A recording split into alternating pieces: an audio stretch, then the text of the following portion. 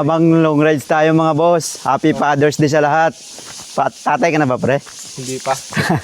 So nandito kami ngayon sa pupunta ang tanong falls to? Secret Waterfall. So tingnan nyo yung view guys. Oh, di ba? Nag-hiking muna kami bago namin marating yung na yon. Yung falls na yon. Sobrang init. Oh, dalawa lang kami oh. Tarik pala to pre. Oh, dito kaya ng motor. Kawawa dito motor pre. Hiking kami ng 20 minutes. Yung motor namin, iniwan na lang namin sa baba kasi masyado na mataas. Saka may mga bato-bato dito. Sarap magbabad. Ito yung celebration namin mga boss. Father's Day ngayon eh. Kaya magra-rides na lang kami sa kalsada oh. Asa natin. Oh, di ba? Sarap. Ang sarap magpagod. Naghahanap ng maiitim eh. Whew.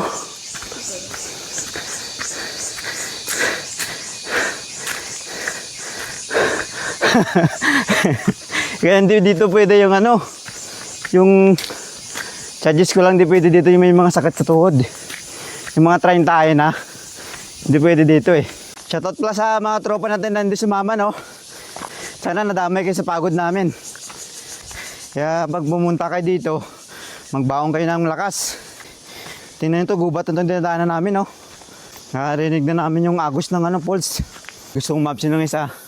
At gusto daw mag-relax sa malalamig na tubig. Ligo tayo guys. Ligo kami dito sa Secret Waterfalls. Bibihira lang ito na pupuntahan ng mga karamihan dito sa Taiwan. Dahil talagang kailangan motor lang talaga yung maganda ditong dalhin. Sa sikip ng daan. Maliit lang daan.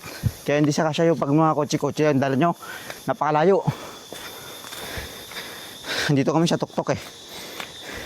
Antayin natin yung baba nito kasi alas 20 minutes kami nag-hiking eh. Talagang sulit talaga. Sulit talaga yung hiking namin dito. Yan oh. Sunog mo meto sa Kalbo Pipo eh. Shoutout sa tropa natin dyan kay paring Bloody. No, party-arte ka pa pero pagkabit mo kasama mo, bilis mo. Utang ina ka. Utang ina ka. Isang aya lang ng kabit, payag agad kahit hindi niya di-off. Utang ina kay paring Gab din, no. Pwede naman tumatlo eh. Walang bawal. Bet chutsang natin eh. May sa taas ng ng Secret Waterfalls. So nagbiyahe kami kanina, alos 1 oras mahigit. So, hindi pa to mismong waterfalls no.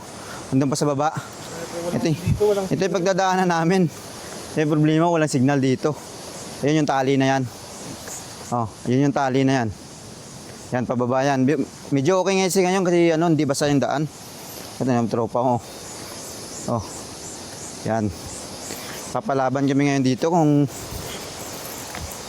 sure safe naman ngayon dito kasi ito yung daan pa rin no. Tsaka may tali sa kaya hindi ka basta-basta maano. Medyo ingat ka lang talaga sa pag kasi matarik talaga. Tsaka madami mga matutulis na bato. Woo! Dito pa lang naririnig na namin yung bagsak ng falls. Bagsak ng tubig pala. Hindi bagsak ng falls. Medyo malamig talaga to.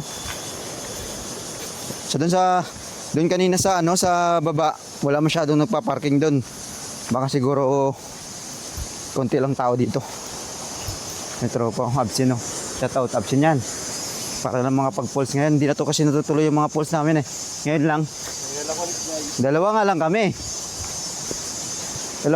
Ayan Ganda ng Parang naamoy ko na yung yung dito. Ang dala natin? Pakwan. Pakwan dala namin. Pupunta kami ng falls. Biglaan. Dumaan lang kami kanina doon sa kumain lang kami tapos ayun, dumaan sa palengke. Baon namin pakwan. Tapos magbababad kami dito hanggang hapon kasi balak namin umuwi mga mga alas 4 siguro para hindi naman gaano kainit. So kami magbababad ng namin itlog. Grabe yung daan. Ito palusong pa to, medyo nakakapagod na. Paano pa mamaya pag pakit na kayo? Pero sakto yung punta namin dito mga boss kasi napakaganda ng panahon. Ito yung falls na sa Taiwan na hindi lahat ng mga nagtatrabaho dito ay napupuntahan. Kasi tago. Secret nga ni. Maraming gustong pumunta dito kaso ang problema nito, yung daan, halos motor lang yung magkakasya. Sarap! Woo! Hindi dito shortcut no? Hindi ko alam eh. Waterproof to eh.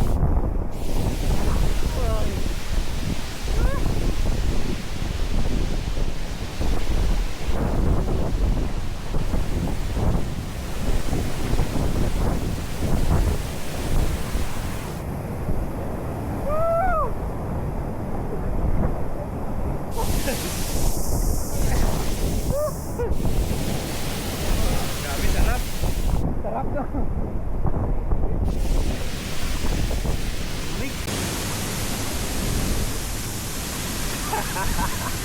Puntang na hindi pala pula eh. Puntang hindi pula. Tayo dyan, kita mo na dyan. Tamis ko eh? Ha? Tamis.